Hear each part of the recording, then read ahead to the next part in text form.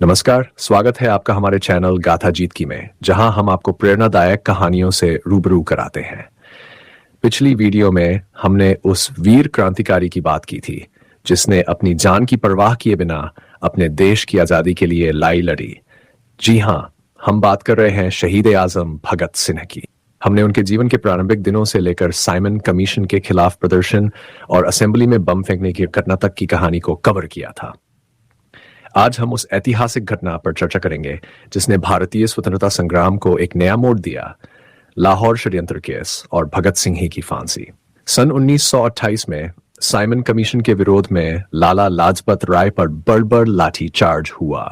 इस अन्याय ने भगत सिंह के अंदर एक आग भड़का दी थी।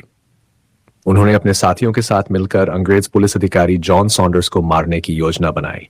17 दिसंबर 1928 का वो दिन जब भगत सिंह, राजगुरु और सुखदेव ने इस योजना को अंजाम दिया।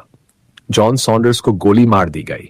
इसके बाद भगत सिंह और उनके साथियों ने 1929 में दिल्ली के असेंबली हॉल में बम फेंककर ब्रिटिश सरकार को एक कड़ा संदेश दिया।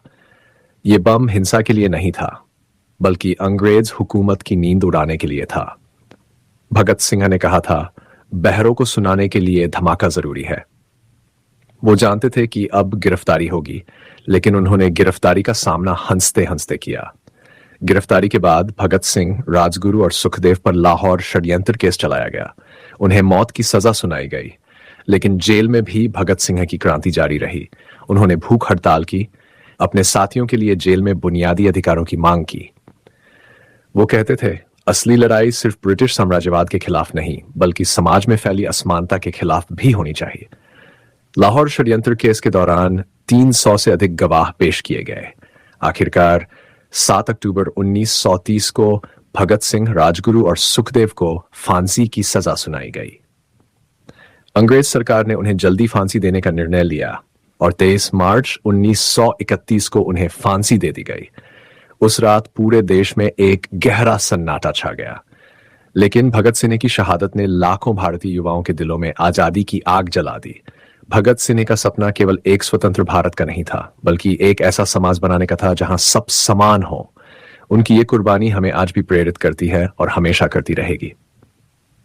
तो दोस्तों, इस कहानी से हमें ये सीख मिलती है कि अपने अधिकारों और स्वतंत्रता के लिए लड़ाई लड़ना कभी आसान नहीं होता, लेकिन ये लड़ाई जरूरी है।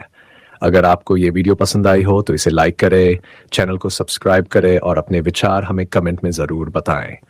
मिलते हैं अगली प्रेरणादायक कहानी के साथ। तब तक के लिए जय हिंद।